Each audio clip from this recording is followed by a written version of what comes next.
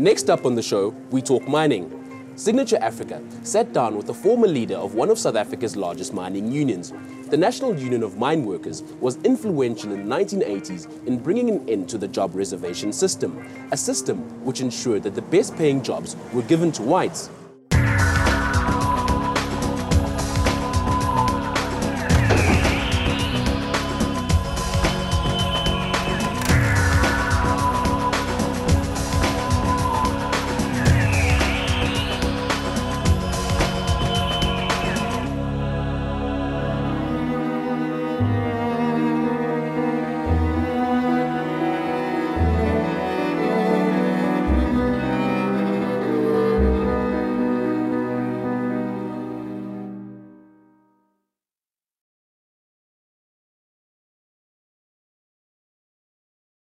Mr. Baleni, thank you very much for joining us on Signature Africa. Let's get to understand, in your view, what is the state of mining in South Africa across all the mining sectors? At this stage, Babongi, the state of mining, I would say, is not very healthy, but it is not a sunset industry. We still feel very strong that mining is a sunrise industry. It has its moment of challenges, where, as we know, the commodity price is not controlled by ourselves. All what is required is for players, especially operators, to be able to prepare for such period when the chips are down. But when you say it's you're going through challenges, what kind of challenges is the sector going through? Firstly, the sector is going through commodity price challenge. Gold, platinum, chrome, coal, almost all the commodities. On the other hand, the sector is still dealing with historical challenges, dealing with remnants of apartheid infrastructure. For example, at a social level, housing, the living condition of miners, including issues of remuneration of mine workers. And therefore, where there's that part which we have to still to deal with. More important also, it is the relationship between the mining industry and communities.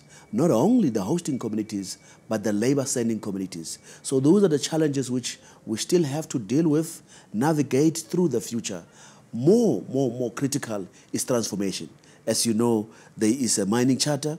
Many of these companies has not met the targets of the mining charter. We think that's a critical challenge which the regulator and ourselves as stakeholders to confront it and find a way of meeting the targets. We'll talk about the social transformation shortly. We'll talk about other issues. But first, let's focus on the issue of remuneration. Right now, there is a demand. You are putting your demands across all the sectors, platinum, gold, and so on and so on. What is your demand? What is your wage demand first for the mine workers? Bongi, we're looking at eliminating the apartheid wage gap. When we started in the mining industry, J.B. Marks, Moses Kotane, in 1946 were fighting for a 10 shilling a day. Today, the entry level of mine workers is 5,700 underground, especially in gold, slightly higher in gold and diamonds. Now, we are looking at upping the base and a reasonable increase of about 10,500 at the base, plus allowances such as housing allowance, living out allowance, 13th check. It will take us towards a living wage. Not yet there, but towards a living wage.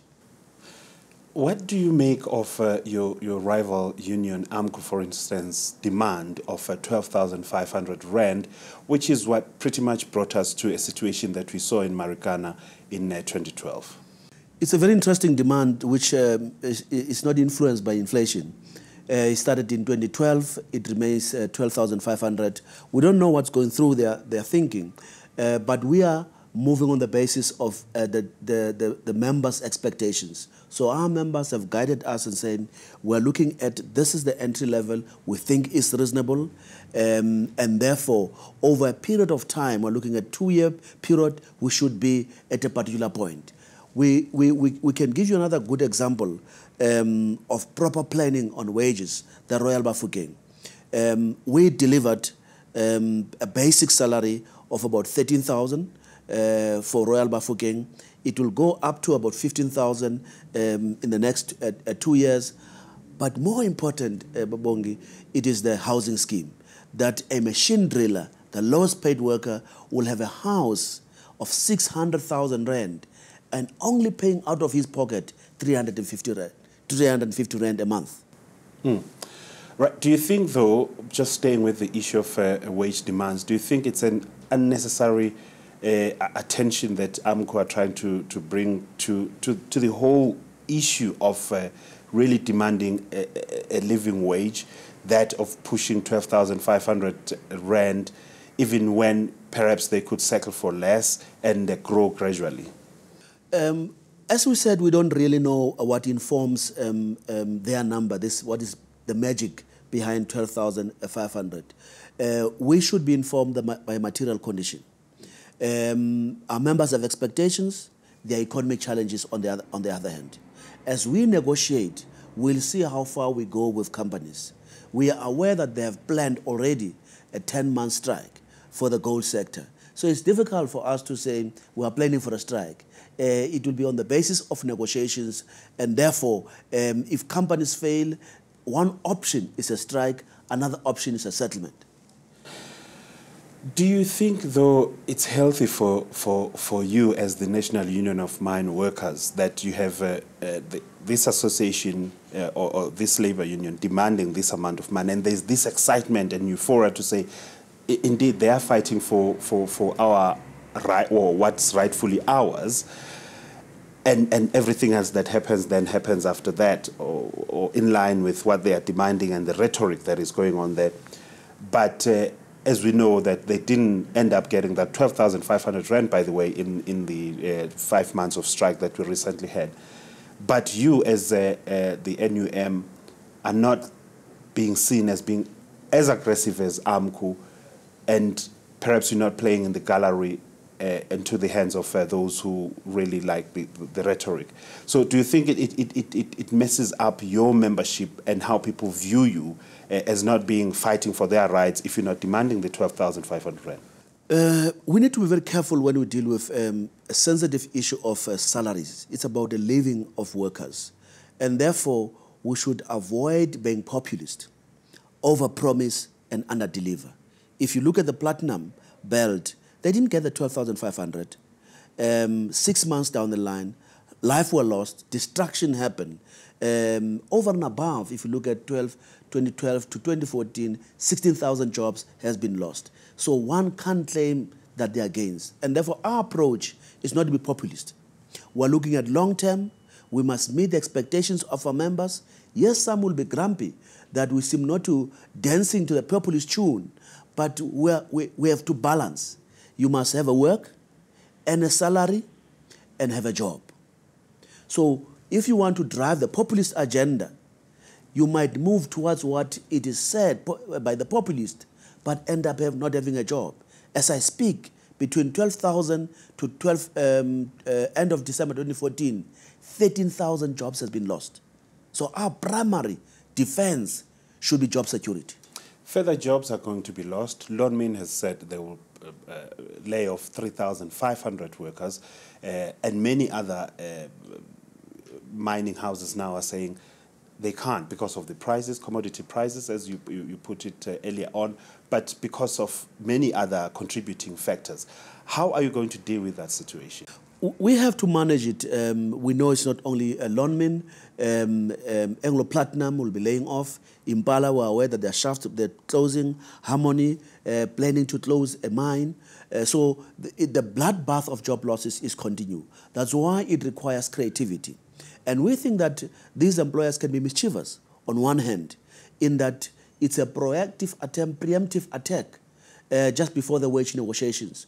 On the other hand, it's a punishment punitive measures to say, we told you not to get involved in a strike, long-term strike, or demand too much. So it requires creativity, sober mind players. In the past, were able even to settle below the inflation because we were protecting jobs, provided that at that time there was guarantee to say, if you accept this, there will be no layoffs.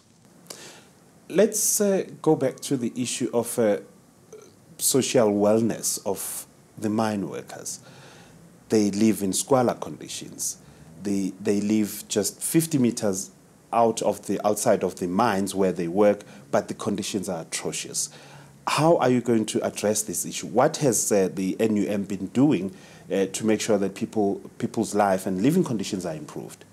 Going back to history, 99% of the workforce was staying in single-sex hostels. When I joined the mining industry in 1979, you'll have about 25 people in one room. So we must not ignore the progress which has been made. As we speak, it's only about 45% of workers staying in single-sex hostels, right?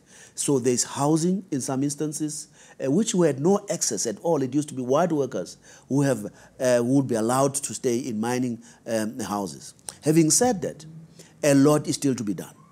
Employers are not taking full responsibility, having benefited out of the cheap single-sex hostel. Instead of moving towards a stabilizing social life of mine workers, they opted for a payment of a living out payment, which says it's your responsibility. So to supplement one's salary, workers will then choose to stay in a shack, build a shack, pay almost 200 Rand only. The difference deals with your needs, household needs. So the failure, in our view, is the regulator.